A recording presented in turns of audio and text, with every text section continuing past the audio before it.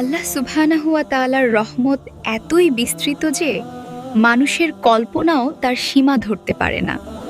কেউ যদি সারা দুনিয়ার সমান গুনাহ করে ফেলে, এমনকি আকাশের সমান গুনাহও যদি তার আমলনামায় জমা হয়, তবুও আল্লাহর দরজা তার জন্য বন্ধ হয়ে যায় না যদি সেই বান্দা খাঁটি মনে অনুতপ্ত হৃদয়ে তওবা করে, আল্লাহর দিকে ফিরে আসে এবং বলে, আস্তাগফিরুল্লাহাল্লাযী লা ইলাহা ইল্লা হুয়াল হাইয়ুল কাইয়্যুম ওয়া আতুবু ইলাইহি। তাহলে আল্লাহ সুবহানাহু ওয়া তাআলা শুধু তার গুনাহ মাফি করেন না, বরং তার করুণা আরো বিস্ময়কর। আল্লাহ তাআলা কুরআনে ঘোষণা করেছেন, তবে যারা তওবা করে, ঈমান আনে এবং সৎকর্ম করে, আল্লাহ তাদের গুনাহগুলোকে নেকিতে পরিবর্তন করে দেবেন। সুবহানাল্লাহ।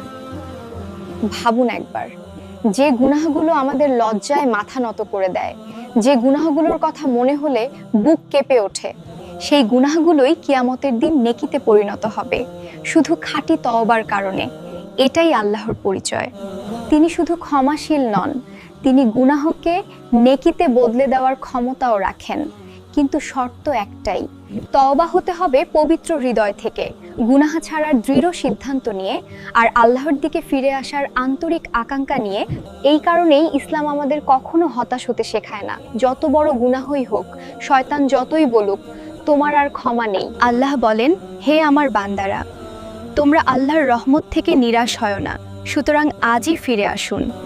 হয়তো আজকের একটি আস্তাগফিরুল্লাহ, আজকের একটি সত্যিকারের তওবা আপনার পুরো আমলনামা বদলে দিতে পারে। সুবহানাল্লাহ, আল্লাহর রহমত কতই না মহান।